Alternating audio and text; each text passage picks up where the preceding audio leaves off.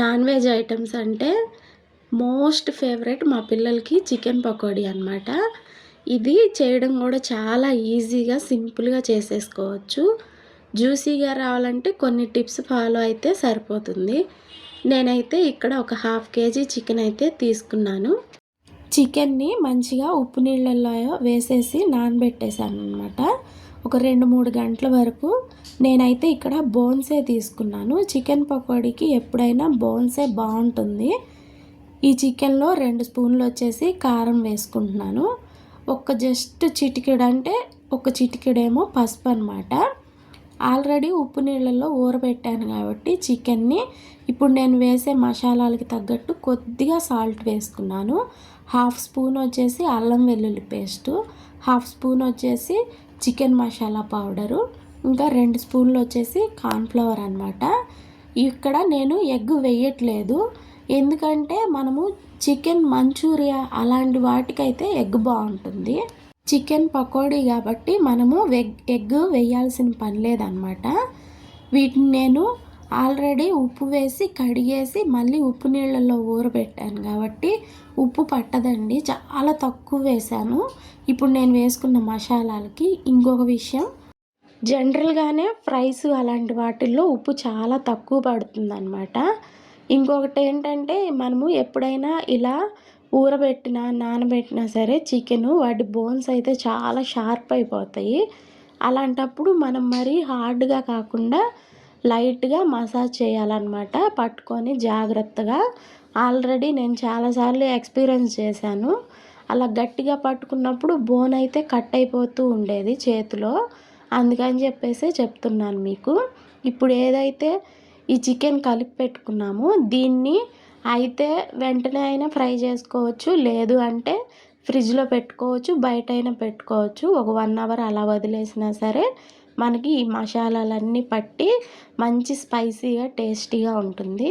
ఇక్కడ నేను కలర్ వేయలేదు, ఇంకా ఎగ్ కూడా వేయలేదు కదా. మంచూరియాస్ వాటికైతే ఎగ్ వేసుకోవాలి. నార్మల్గా చికెన్ పకోడీకి అయితే ఎగ్ అలాంటిది ఏం అవసరం లేదు. మూత పెట్టి పక్కన పెట్టేశాను అనమాట. ఈలోపు ఆయిల్ కాగబెట్టుకోవడానికి కడాయిలో ఆయిల్ పోసేసాను. నేను సన్ఫ్లవర్ ఆయిల్ అయితే తీసుకున్నాను. పెద్దగా ఆయిల్ ఏం పీల్చదండి. ఎప్పుడైనా మనము సిమ్లో పెట్టామంటే ఆయిల్ పీలుస్తాయి ఫ్రైస్ అప్పుడు.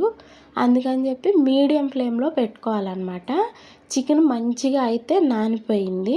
ఇక్కడ ఆల్రెడీ చికెన్లో న్యాచురల్గానే వాటర్ అవి ఉంటాయి కాబట్టి మళ్ళీ మనము అప్పటికి టైట్గా ఉన్నా సరే కలిపింది కొద్దిసేపటికైతే నార్మల్గా అయిపోతుంది అనమాట.